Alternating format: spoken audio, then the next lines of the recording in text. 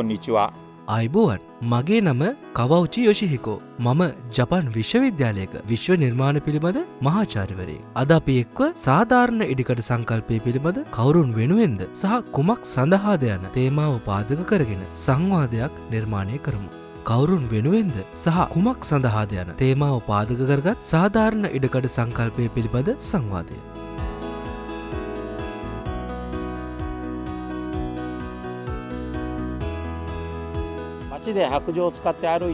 ඔබ සුදුසැරෑටයක් කරගෙන ඇවිදින පුද්ගලයෙක්ව දැක මට ඔයාට උදව් කරන්න ඉඩ දෙන්නේයයි පවසා අතින් එක්වර ඇද තිබෙනවාද? හදිසියේම අත ඇදී ගිය පුද්ගලයාට කෙසේ හැඟෙනු ඇද්ද?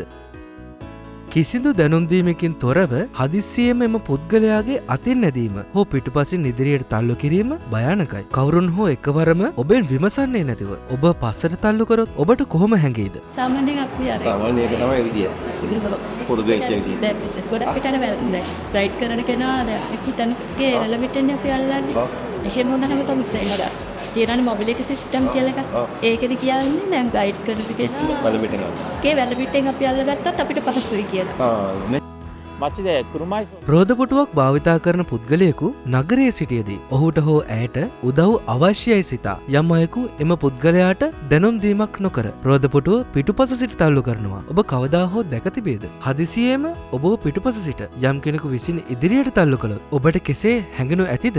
රෝදපුටුවේ සිට ඉදිරියට තල්ලු වූ පුද්ගලයා එකවරම පුදුම වෙයි කියා ඔබට සිතෙන්නේ නැද්ද? පළමුව එම පුද්ගලයාගෙන් ඔබට උදව් අවශ්‍යද යනුවේ විමසීම ඉතා වැදගත් වන අතර පසුව ඔබට උදව් කළ හැක්කේ කෙසේද යයි විමසන්න. ආබාධ සහිත පුද්ගලයන් පිළිබඳව ඔබ ඔබගේම උපකල්පන කරනවාද? උදාහරණ ලෙස මෙම පුද්ගලයාට කළ හැක්කේ හෝ මෙම පුද්ගලයා කළ යුත්තේ මෙය පමණයි වැනි උපකල්පනයන්. ආබාධ සහිත පුද්ගලයන්ට එකම ආබාධ තත්ත්වය තිබුණද ඔවුන්ගේ කැමැත්ත සහ ඔවුන් ක්‍රියා කරන ආකාරය එකිනෙකාට වෙනස්ය. මුලින්ම එම පුද්ගලයාගෙන් විමසීම සහ ඇයගේ හෝ ඔහුගේ කැමැත්තට ගරු කිරීම වැදගත් වේ. ඔබ සහයෝගය දක්වන අයගේ හැඟීම් සහ වටිනාකම්වලට අවස්ථාව ලබා දිය යුතු නැද්ද? අපි ලබා දෙන සේවාව කවුරුන් වෙනුවෙන්ද සහ කුමක් සඳහාද යන්න සෑම විටම සිතීම වැදගත් වේ.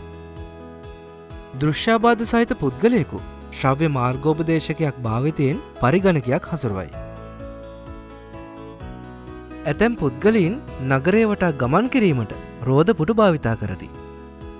ශ්‍රවණාබාධ සහිත පුද්ගලීන් සංඥා භාෂාව භාවිතයෙන් කතා කරති. මට කරන්න අවශ්‍ය දේ සහ මම ඒ සිදු කරන ආකාරය එකිනෙකාට ආවේනික වේ. සියලු දෙනාට එක් රැස්විය හැකි ස්ථානයක් තිබුණොත් එතනදී ඔබ මොනවද කරන්න කැමති?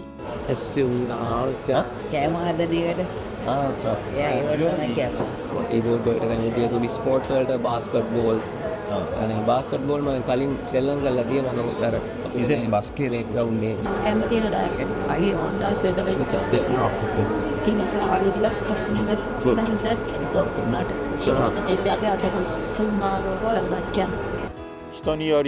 මට කිරීමට අවශ්‍ය දේ සහ මම එය කරන්නේ කෙසේද යන්න පුද්ගලයා මත වෙනස් වේ. තමන්ට කිරීමට අවශ්‍ය දේ හරිහැටි තේරුම් ගැනීමට නම් ආබාධ සහිත පුද්ගලයන් තමා වටා සිටින අය සමග සංනිවේදනයේ යෙදීම වැදගත් වේ.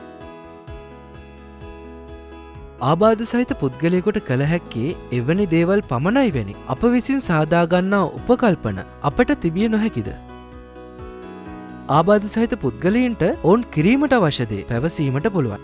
අපි ඔවුන්ගේ කැමැත්ත අකමැත්ත නිවැරදිව තේරුම් ගන්නවාද නැද්ද යන්න සැමවිටම සහතික කර ගැනීම අවශ්‍යය. මීට පෙර අවස්ථාව නොලැබීම නිසා ඇතැම් ආබාධ සහිත පුද්ගලයන්ට තමන්ට කිරීමට අවශ්‍ය දේ හෝ තමාට විවිධ දේවල් කිරීමට අවශ්‍ය ආකාරය ප්‍රකාශ කිරීමට අපහසු වීමට ඉඩ ඇත. ඔබට කිරීමට අවශ්‍ය දේ පැවසීමට හැකිවීම ඉතා වැදගත්ය. විවිධ පුද්ගලයන් සමග නිතිපතා සංනිවේදනයේ යෙදීමට ඔබේ අරමුණු පැහැදිලිව ප්‍රකාශ කිරීමට මෙන්ම ඔවුන්ගේ කැමැත්තටද සවන් දීමට අවස්ථාව ලබා ගනිමු. සාධාරණ ඉඩකඩ සැලසීමේ මූලධර්මය නම් පුද්ගලයන් එකිනෙකාට වෙනස් වන අතර එම වෙනසට ගරු කළ යුතු බවයි. විවිධ පුද්ගලයන් සමග එක සමාන පදනමකින් සංනිවේදනය කිරීම තුළින් එකිනෙකාගේ කැමැත්ත තේරුම් ගැනීමට උත්සාහ කරමු. විවිධ පුද්ගලයන්ට සහ විවිධ තත්ත්වයන්ට විවිධ ආකාරයේ සහයෝගයක් අවශ්‍ය වේ. ආබාධ සහිත පුද්ගලයන් තම කැමැත්ත සංනිවේදනය කළ යුතු අතර ඔහු හෝ ඇය වටා සිටින්නන් ඊට ගරු කළ යුතුය. පළමුවෙන්ම සංවාදයක් ගොඩනැගීම අත්‍යවශ්‍ය වේ. සියලු දෙනාටම පිළිගත හැකි විසඳුම්වලට පැමිණිය හැකිනම් එය සාධාරණ ඉඩකඩ සැපීමක් වේ. ජයික මගින් සිදු කරන සියලු වැඩසටහන් තුළින් සංවාදය මත පදනම් වූ සාධාරණ ඉඩකඩ සැපීම ප්‍රවර්ධනය කරනු ලබයි.